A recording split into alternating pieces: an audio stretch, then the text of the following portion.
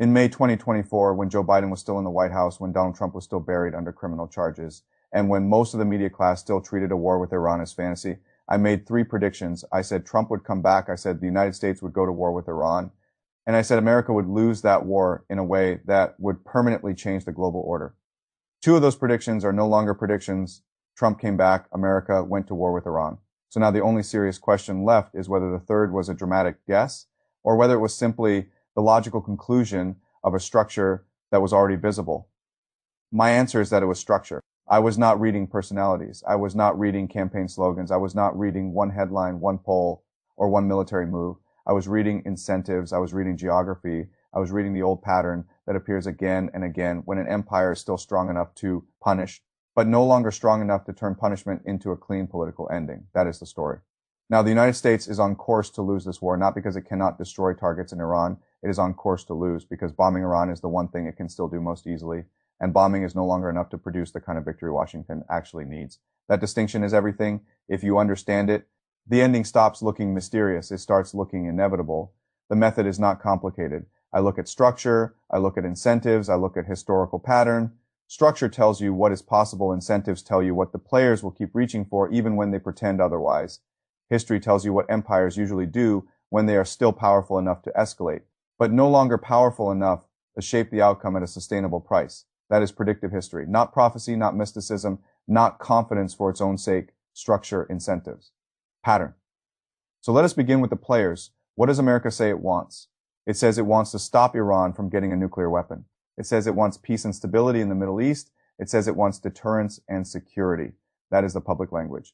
But what does America actually want? America wants to preserve control over the global oil system because the global oil system still supports the petrodollar, and the petrodollar still supports American financial power. Oil traded in dollars creates permanent demand for the American currency.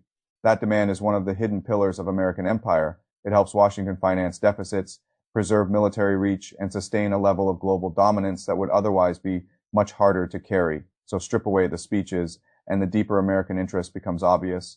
Control the energy arteries, preserve the petrodollar, preserve the empire built on both. That is what America actually wants. Now look at Iran. Iran says it wants the blockade lifted, the sanctions broken, its frozen funds released, and its sovereignty respected. All of that is true. But what does Iran actually want? First, survival. That is the base layer of everything. Iran has watched the United States spend decades trying to isolate it, weaken it, and if possible, dismantle it. Tehran watched Iraq collapse. It watched Libya get destroyed. It watched Syria get torn apart. It understands a lesson that many outsiders still refuse to absorb. If it does not resist, it does not get peace. It gets dismantled. So survival comes first. But survival is not enough. Iran also wants recognition. It wants to emerge from this war, not merely alive, but established as a permanent regional power. It wants the Strait of Hormuz, not simply as a temporary wartime lever, but as a lasting source of strategic relevance. It wants its allies protected as part of any final arrangement. It wants sanctions to end, not as a favor from Washington, but as recognition that Iran cannot simply be erased from the strategic map. Now look at Israel. Israel says it wants security. It says it wants Iran contained or neutralized. That is true. But what does Israel actually want? Israel wants to prove that it can be the most disciplined, technologically capable, strategically reliable actor in the region. It is not only fighting for security, it is also auditioning for a larger role in a Middle East where American staying power is no longer taken for granted. It wants the strategic class, the financial class, the people who think in decades rather than days, to look at it and conclude that when the old empire weakens, this is the actor that can still impose order. Then there are the Gulf states, Saudi Arabia, the UAE, Qatar, Kuwait. They do not want to be buried inside somebody else. S-war. They want export continuity. They want regime survival. They want to stand near whichever side proves strongest once the shape of the ending becomes visible. They are not writing the script of this war. They are trying not to be crushed by it. So those are the players. Now ask what the structure allows. Because interests do not determine outcomes by themselves, structure determines which interests can actually be pursued and sustained. The first structural fact is this: America can dominate the air war. That part is obvious. The United States still has overwhelming air superiority, deep surveillance, enormous strike capacity, and the ability to destroy above ground targets far faster than Iran can destroy American power in conventional terms. But that does not mean it can win the war. This is one of the clearest truths in modern military history. Air power can punish, it can terrify, it can degrade, it can isolate, but what it repeatedly struggles to do is produce durable political transformation by itself. North Vietnam did not surrender because it was bombed. Germany did not surrender because bombing alone broke its will. No modern state has been cleanly regimed.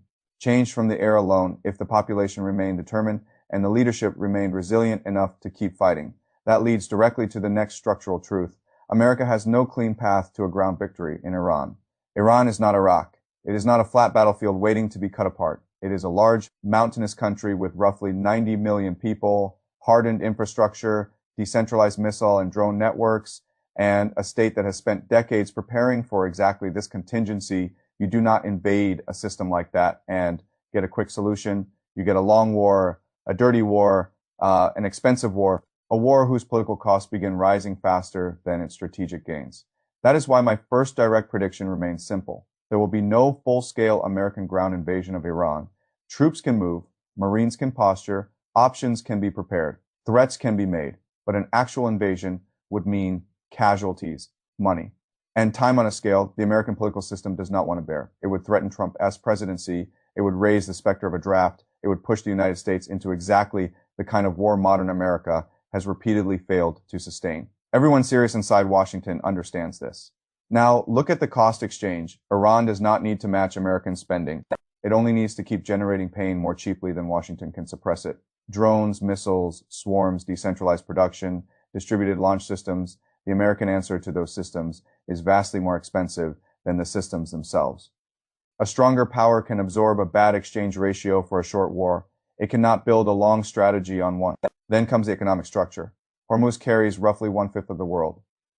Oil, Yemen's ability to threaten the Red Sea adds another layer of stress. When both arteries are unstable at the same time, the war stops being merely regional. It becomes global. Oil rises, shipping costs rise, fertilizer rises, food pressure rises, inflation rises, political anger rises, and that matters most in one place, America, because America's real vulnerability in this war is not military hardware, it is political pain tolerance. The United States can absorb military expenditure more easily than it can absorb an angry public asking why fuel is higher, why groceries cost more, why markets are unstable, and why the war still has no clear victory story after so much force has already been used.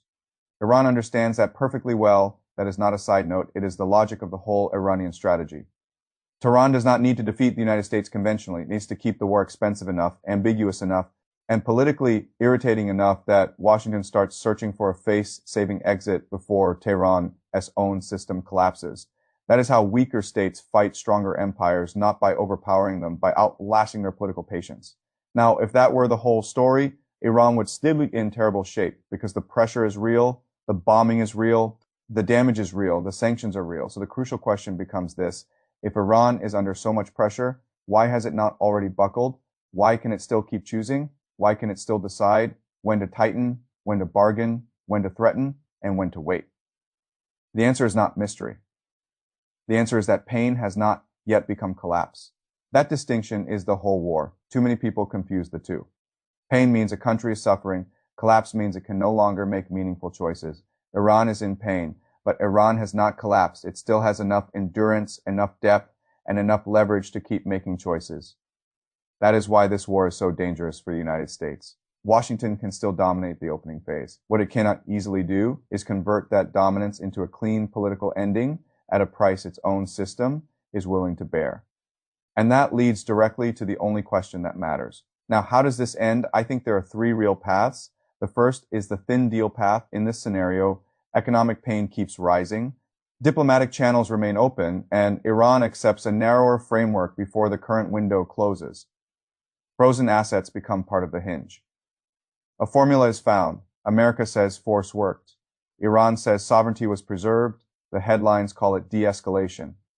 The deeper truth is that the war gets frozen, not solved. This path is real. In fact, it is what many mediators want. But even in this path, the key point remains. Iran does not simply surrender Hormuz. At most, it accepts some managed form of passage that preserves a role in how the corridor is used, routed, or politically interpreted. Washington calls that restored navigation. Tehran calls that managed authority. Both sides describe the same arrangement differently.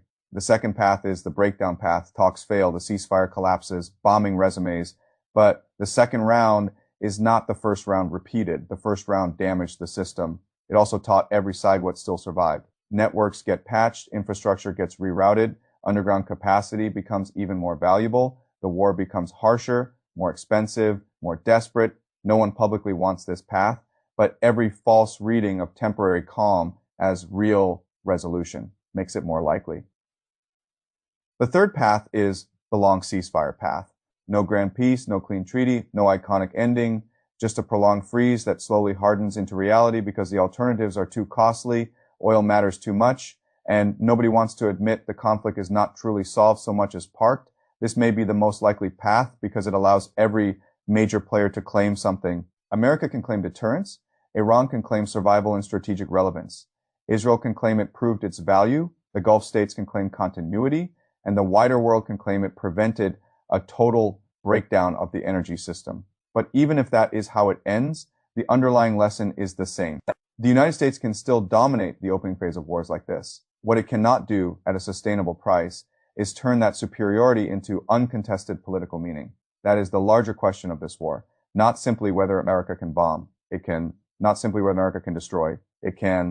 The real question is whether America can still convert overwhelming force into a clean political outcome when the enemy is resilient, the geography is hostile, the cost exchange is bad, and the global economy begins punishing Washington as shown patience faster than Washington can impose its will. That is the deeper pattern. And it is why I think the public conversation remains one full layer too shallow. People keep asking whether Iran blinked. That is the wrong question. The better question is whether this war has already exposed something much bigger. America is trying to solve a 21st century conflict with a 20th century theory of power. That is the analytical correction we need. This is not prophecy. It is structure. It is incentive. It is the logic of empire under pressure. That is why the ending of this war is becoming easier to see. America can dominate the opening phase. It can punish. It can degrade. It can strike. What it cannot do at a price its own political system is willing to bear is turn that superiority into a clean ending on its own terms. And when an empire reaches that point, the ending may still take time, but the direction is already visible. That is the real story here. Not simply war, not simply Iran, but the visible beginning of an American retreat from a region it can still damage, but no longer shaped by itself.